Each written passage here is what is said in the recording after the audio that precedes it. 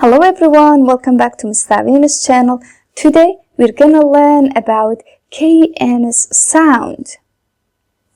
KN makes N sound. It means K is silent. We don't read it like knob, knit, knife, knock. Let's read. Cold knees.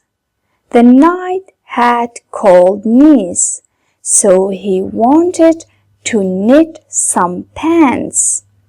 He did not know how to knit, so he asked his mom.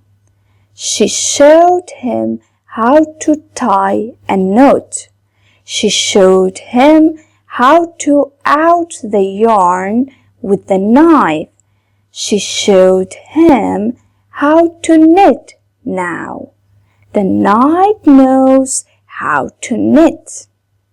Answer the following questions. Who had cold knees? The knight.